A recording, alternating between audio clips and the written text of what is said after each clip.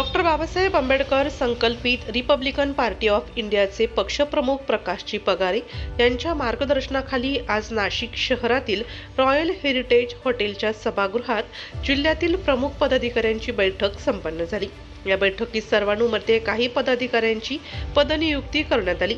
होऊ घातलेल्या जिल्हा परिषद, पंचायत समिती तसेच महापालिकांच्या निवडणुका डॉक्टर बाबासाहेब आंबेडकर संकल्पित रिपब्लिकन पार्टी ऑफ इंडियाच्या माध्यमातून लढवणार असून आमच्या सर्वसामान्य कार्यकर्त्यांना या निवडणुकीत उमेदवारी देणार असल्याचे डॉक्टर बाबासाहेब आंबेडकर संकल्पित रिपब्लिकन पार्टी ऑफ इंडियाचे पक्षप्रमुख प्रकाशजी पगारे यांनी यावेळी सांगितले।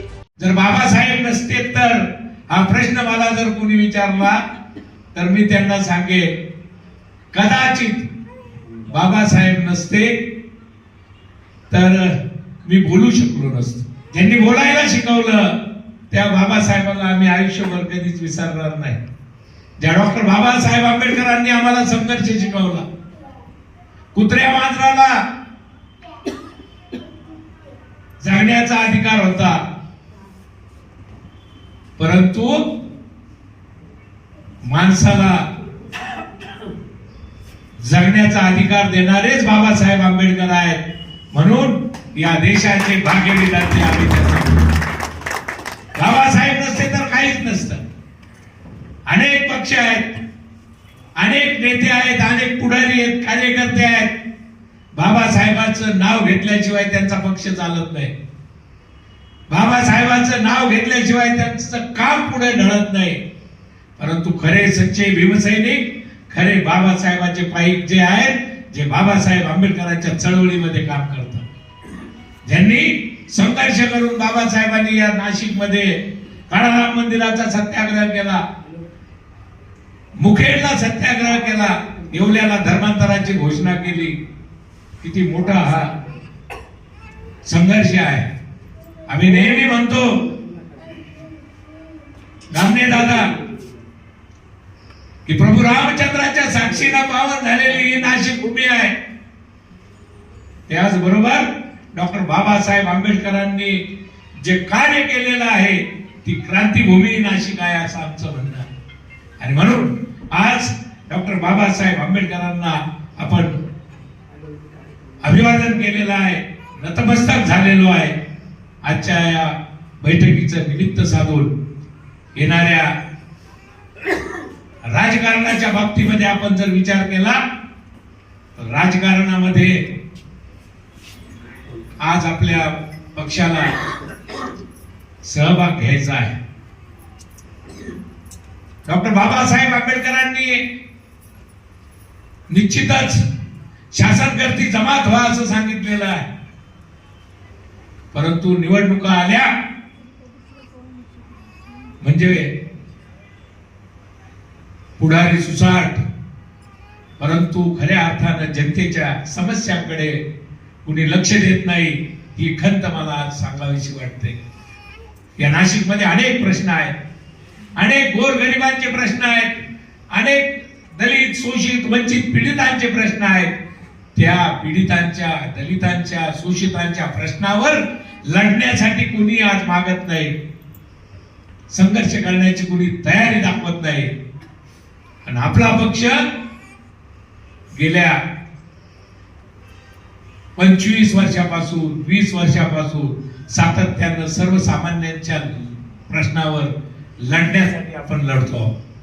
आणि म्हणून आज जर आपण सर्वांसाठी काम करतो आहोत, सर्वांसाठी आपण लढतो आहोत, तर बाबासाहेबांनी आपल्याला निवडणुकीचा सुद्धा अधिकार दिलेला आहे।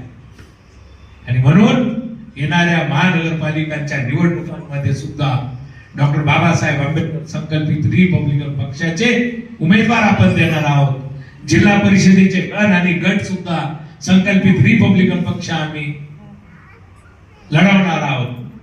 दाखवून देऊ एक वेळ ताकद की आमच्यामध्ये सुद्धा किती ताकद आहे। आज जे काही मानवांना आवश्यक असणाऱ्या बाबी आहेत, ज्या आंदोलनाच्या माध्यमातून आपण आजपर्यंत केलेले आहेत,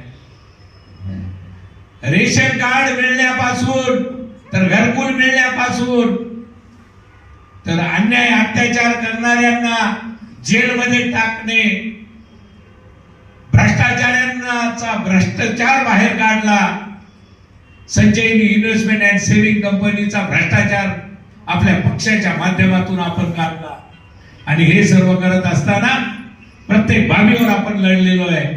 त्याच्यामुळं निवडणुकीमध्ये सामोरं जाताना आपण अनेक मुद्दे वापरून आज डॉक्टर बाबासाहेब आंबेडकरांच्या या पक्षाच्या माध्यमातून निवडणुकीमध्ये सुद्धा आपण रिंगणात उतरणार आहोत.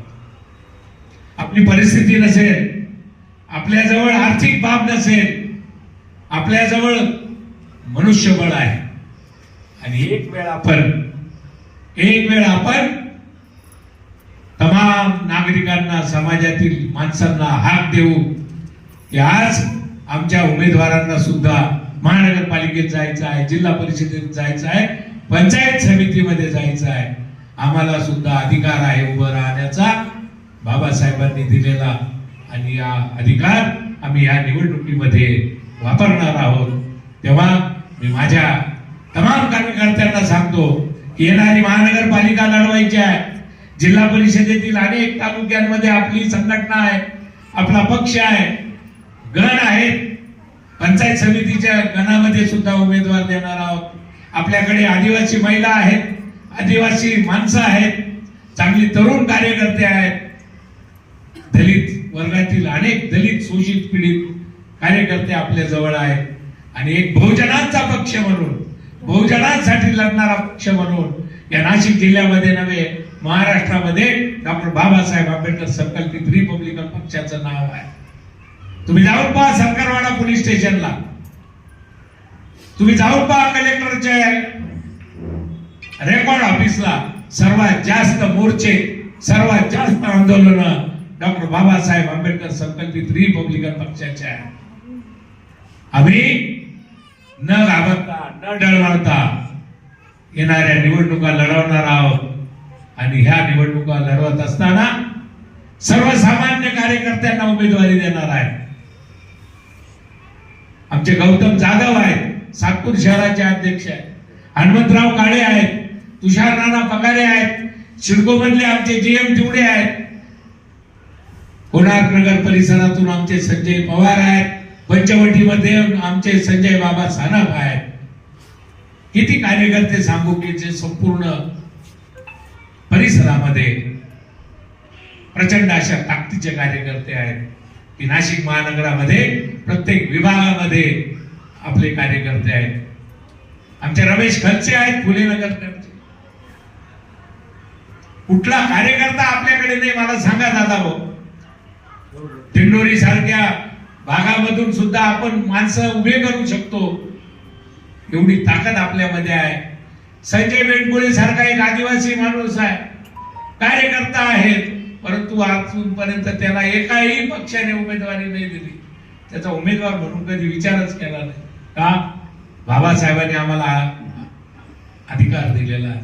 आणि तो अधिकार या वेळेला डॉक्टर बाबासाहेब आंबेडकर संकल्पित रिपब्लिकन पक्ष पुरेपूर घेणार आहे. महिलांच्या बाबतीमध्ये आमच्या हनुमंतराव काळेंनी सांगितलं की अनेक बचत गट आहेत, महिलांचे सुद्धा त्या बचत गटांना काम देण्याचं काम येणाऱ्या काही दिवसामध्ये आम्ही करणार आहोत.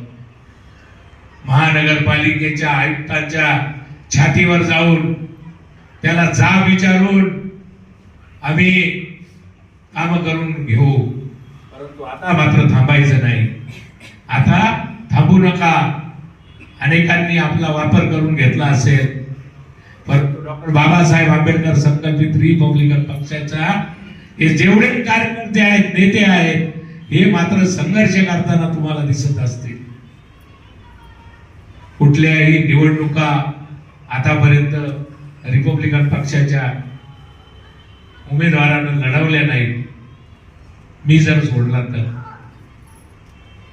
आता मला कार्यकर्त्यांना मोठं करायचं, सर्वसामान्य महिलांना मोठं करायचं आहे, त्यांना सुद्धा रणरागिणी बनवायचं आहे.